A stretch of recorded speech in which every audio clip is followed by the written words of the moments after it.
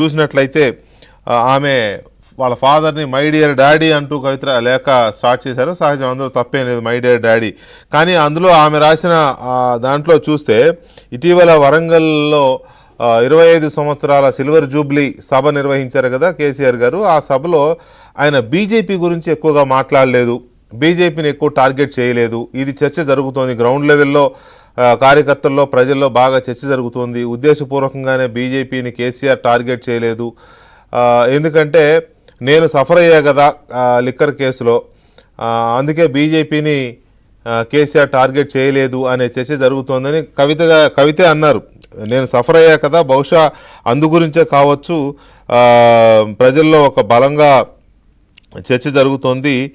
బీజేపీతో బీఆర్ఎస్ పొత్తు పెట్టుకుంటారేమో అనే చర్చ మొదలైందని కూడా ఆమె మాట్లాడింది ఈ లెటర్లో. అందువల్ల బీజేపీని ఇంకొంచెం టార్గెట్ చేయాల్సింది అనేది ఆవిడ కవిత గారి అభిప్రాయం. ఇక కాంగ్రెస్ గురించి రాసు, కాంగ్రెస్ పైన కింది స్థాయిలో నమ్మకం పోయింది, బీజేపీని ఆల్టర్నేటివ్ అని మన క్యాడర్ చెప్తోంది. అంటే కాంగ్రెస్ పార్టీ మీద నమ్మకం పోతోంది, తెలంగాణలో పోతోంది. కాంగ్రెస్కి ఆల్టర్నేటివ్ అంటే కాంగ్రెస్కి ప్రత్యామ్నాయం బీజేపీయే ఎదుగుతోంది, బీజేపీనే ప్రత్యామ్నాయం అని మన క్యాడర్ చెప్తుంది, అంటే బీఆర్ఎస్ క్యాడర్ చెప్తుందని కవిత అందులో ఆ లెటర్లో చెప్పారు. ఎమ్మెల్సీ ఎన్నికల్లో మనం పోటీ చేయకుండా బీజేపీకి, ఇది ఆల్రెడీ ఉంది చర్చ ప్రజల్లో, చాలా డిబేట్లో కూడా చర్చించాం. ఎమ్మెల్సీ ఎన్నికల్లో బీఆర్ఎస్ పోటీ చేయకుండా బీజేపీకి హెల్ప్ చేసే విధంగా వ్యవహరించింది అనే ఏ చర్చ అయితే ఉందో దాన్ని ఇప్పుడు కవిత అదే అంశాన్ని కోట్ చేస్తూ, ఎమ్మెల్సీ ఎన్నికల్లో మనం పోటీ చేయకుండా బీజేపీకి హెల్ప్ చేసామనే మెసేజ్ని కాంగ్రెస్ బలంగా జనంలోకి తీసుకెళ్లగలిగింది. దాంతోపాటు అందరికీ కేసీఆర్ని కలవడం సాధ్యం కావట్లేదు, కొంతమంది మాత్రమే కేసీఆర్ని కలవగలుగుతున్నారు. జడ్పీ చైర్మన్లు, ఎమ్మెల్యే స్థాయి నేతలు కూడా మేము కలవలేకపోతున్నాం నాయకుడిని అనే బాధపడుతున్నారు. అందరికీ అందుబాటులో ఉండేలాగా మీరు ప్రయత్నించాలని కూడా కాస్త శృతిమెత్తగానే చురకలు అంటించినట్టు కనపడుతోంది తండ్రికి. తర్వాత వరంగల్ సభలో ఉద్యమ నేతలకు ప్రాధాన్యం దక్కలేదు అనేది ఒక అంశాన్ని, చాలా కీలకమైన అంశం ఇది. 25 సంవత్సరాల పార్టీ ప్రస్థానంలో, పార్టీ పుట్టిన తర్వాత చేసిన ఈ కార్యక్రమంలో ఉద్యమ నేతలకు స్థానం దొరకలేదు అనేది కవిత లేవనెత్తిన అంశం. 2001 నుంచి మీతో ఉన్నవారికి మాట్లాడే అవకాశం ఇస్తే బాగుండేది. అందులో ఎవరు మాట్లాడలే, ఎవరో 2-3 మాట్లాడారు కేసీఆర్ వచ్చే ముందు. కాబట్టి అప్పటి నుంచి ఉన్న వాళ్ళకి మాట్లాడే అవకాశం ఉంటే బాగుండేది అనేది ఒకటి ఆమె మాట్లాడారు. స్థానిక ఎన్నికల్లో పోటీ చేయాలనుకుంటున్న వారికి నేరుగా పార్టీ ఆఫీస్ నుంచే బీ ఫామ్స్ ఇవ్వాలి. వరంగల్ సభలో ఉర్దూలో మాట్లాడలేదు, వక్ఫ్ బిల్లుపై మాట్లాడలేదు, ఎస్సీ వర్గీకరణ, బీసీలకు 42% అంశాన్ని విస్మరించారు. చాలా కీలకమైన అంశాలు.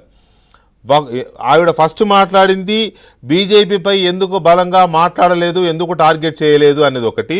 ఇక్కడ వక్ఫ్ బిల్లు పైన ఎందుకు మాట్లాడలేదు అనేది కూడా బీజేపీకి కోపం వస్తుందనే మాట్లాడలేదు అనే సెన్స్ వచ్చేలాగా ఉంది. ఉర్దూలో మాట్లాడితే కూడా బీజేపీకి కోపం వచ్చే అవకాశం ఉంది కాబట్టి మాట్లాడలేదేమో అని ఇన్నర్ సెన్స్తో రాసినట్టు కనబడతా ఉంది. తర్వాత ఎస్సీ వర్గీకరణ, రాష్ట్రంలో జరిగిన ఎస్సీ వర్గీకరణ గురించి మీరు ఎందుకు మాట్లాడలేదు, బీసీలకు 42% ఇవ్వాలనే అంశాన్ని ఎందుకు టచ్ చేయలేదు అని కవిత ఈ అంశాలను చాలా కీలకంగా మాట్లాడుతూ ఆమె తండ్రికి రాసిన లేఖ చాలా వివాదాస్పదమైంది. దాదాపు ఇది 6 పేజీల లేఖ. ఇది ఇప్పుడు తెలంగాణ రాజకీయాల్లో పెద్ద దుమారం లేపుతోంది. ఇప్పటికే ఆమె తన ఆధ్వర్యంలో ఏర్పాటు చేసుకున్న జాగృతిని ఎక్స్పాండ్ చేస్తున్నారు. దాదాపుగా దాన్ని విస్తృతం చేస్తూ అన్ని జిల్లాల్లో బలోపేతం చేసే పనిలో ఉన్నారు. ఎంతవరకు బలోపేతం చేస్తారో, ఆవిడకున్న ఇదేంటి ఈ తర్వాత విషయాలు కానీ ఏ ఉద్దేశంతో చేస్తున్నారు, ఏమైనా బీఆర్ఎస్కు దూరంగా వెళ్ళిపోతున్నారా, సొంతంగా పార్టీ పెడుతున్నారా, లేకపోతే ఇంకేమైనా ఆలోచన చేస్తున్నారా, ఈ చర్చ అయితే బీఆర్ఎస్ క్యాడర్లో బాగా ఉంది. ఆవిడ చెప్పిన మాటల్ని మనం చూస్తే బీజేపీతో బీఆర్ఎస్ పొత్తు పెట్టుకుంటుందేమో అనే చర్చ జరుగుతుందనే అంశాన్ని ఆమె లేవనెత్తారు. ఇది కోడే కూర్చొని ఎప్పటి నుంచో ఏపీలో ఏదైతే కూటమి ఏర్పాటైందో తెలంగాణలో ఆ కూటమి ఏర్పాటయ్యే అవకాశం ఉంది, అందులో బీఆర్ఎస్ చేరే అవకాశం ఉందని ఎప్పటి నుంచో చర్చ జరుగుతున్న నేపథ్యంలో కవిత రాసిన ఈ లేఖ, ఆ లేఖలో అంశాలు చాలా ఆసక్తికరంగా ఉన్నాయి. దీని మీద మనకి